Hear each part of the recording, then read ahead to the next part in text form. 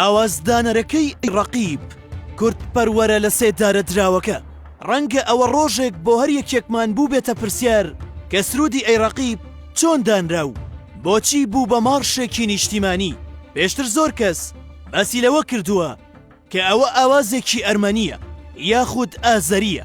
لە پاڵەوەشدا چەندین چیرۆک دروست کراون، بەڵام ڕاستی ئەم چیرۆکە ئەوەیە کە ئاوازی سرودەکە لەلایەن شێخ حوسێن بەرزنجیەوە دانراوە کە لاوێکی دەنگخۆش و پڕوزە بووە.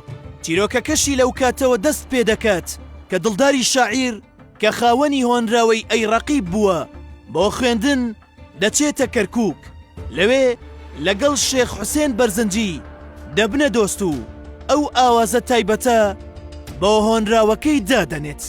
دیارترین بەڵگەش بۆ ئەمە ئەوەیە کە دڵداری شاعیر لە دەفتەری یاداشتەکانیدا دانی بەم ڕاستیە داناوە.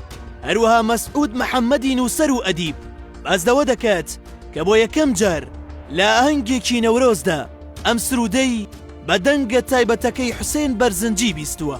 دواتر ئەم سرودە بە هەمان ئاوازەوە سنوورەکانی باشووری کوردستانی بڕیوە و لە کاتی هەڵکردنی ئاڵای کۆماری کوردستان لە مەهاباد ئەم سرودە وتراوەتەوە و یەکەم جاریش هونەرمەند شەماڵ سائیب لە ساڵی 1961دا سرودی ئەی ڕەقیبی لەسەر ئامێری قەوان تۆمار کردووە.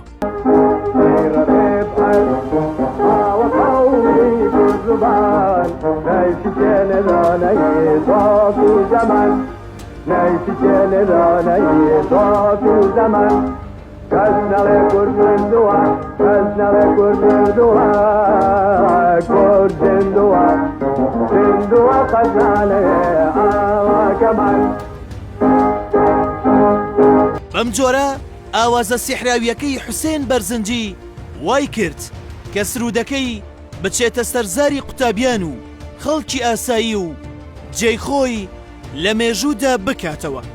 حوسێن بەرزنجی لە پای چالاکبوونی لە بواری هونەر و مەدەنیەتدا ئەرزوو دەکەوێتە نێوبۆسەکانی بەعسەوە. ساڵی 1959 لە خۆپشاندان و ئاژاوەیەکدا لە کەرکووک لەگەڵ هاوڕێکانیدا دەستگیر دەکرێت. دواتر لە ساڵی 1963دا لە سێدارە دەدرێت.